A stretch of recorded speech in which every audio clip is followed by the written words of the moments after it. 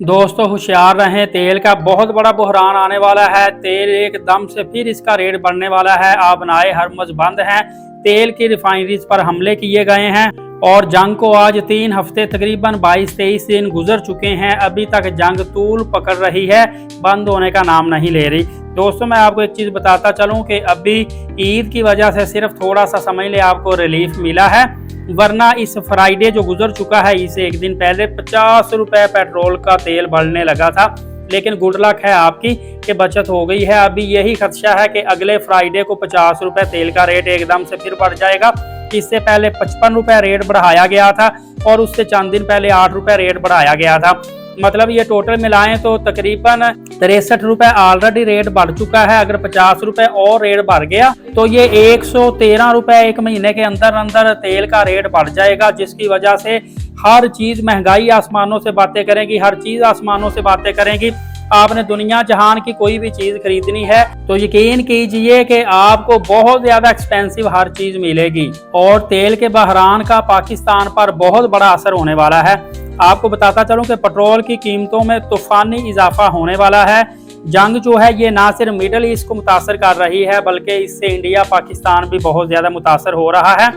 अभी तेल का रेट तकरीबन 400 रुपए के करीब जाने वाला है। उसके बाद आगे पता चलेगा कि क्या यहाँ पे स्टेबल रहता है या आगे 500 रुपए पर लीटर के हिसाब से जाता है। और आबनाए हरमज से 33% पाकिस्तान का तेल आता, 33% एक बहुत बड़ी मिकदार बनती है। और अगर आबनाए हरमज ना खुली, सूरत हाल जूं की तूं रही, तो फिर पाकिस्तान में तेल का बहरान शिद्दत इख्तियार कर सकता है। और दोस्तों एक और बात जान लीजिए कि आबनाए हरमज दुनिया का सबसे अहम तरीन तेल का रास्ता समझा जाता है, जिससे तकरीबन 20% पूरी दुनिया के तेल की सप्लाई इसी रास्ते से गुजरती है। ये रास्ता अभी तो शाज़ो नाज़र खुला हुआ है, कुछ ममालिक को इजाज़त दी गई है।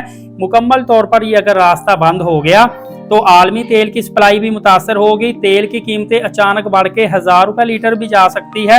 दरामदी अशिया जो भी हैं वो भी बहुत ज़्यादा शदीद मुतासर होंगी। लिहाजा इस पर पाकिस्तान का इतना बड़ा असर पड़ेगा कि इससे डॉलर भी महंगा हो सकता है, तेल दरामद भी महंगी हो सकती है, पेट्रोल और डीजल की कीमतों में भी बहुत बड़ा इजाफा हो सकता है। माहरीन के मुताबिक अगर आलमी मार्केट में तेल की कीमत तेजी से बढ़ी तो पाकिस्तान में पेट्रोल की कीमतों में भी बहुत बड़ा इजाफा होगा। एयरलाइन टिकटें भी महंगी होंगी, आप इंटरनेशनल ट्रैवल भी बहुत ज्यादा एक्सपेंसिव करेंगे। फिर इसी तरह ट्रांसपोर्ट के किराए बढ़ते हैं, महंगाई बढ़ती है, कंस्ट्रक्शन कॉस्ट आपकी बढ़ जाएगी, डेली की जरूरियात की अशिया, बिजली भी महंगी हो जाएगी। मतलब पूरी की पूरी मैशियत मुतासर होगी। फिर उसके बाद हुकूमत को सब्सिडी देनी पड़ सकती है, मरहलावार कीमतों को बढ़ा सकता है, मुतबादल सप्लाई का तलाश करना पड़ेगा। इस तरह काफ़ी ज़्यादा आलमी सतह पर और मुल्की सतह पर सूरत हाल बहरान की शिद्दत इख्तियार कर जाएगी।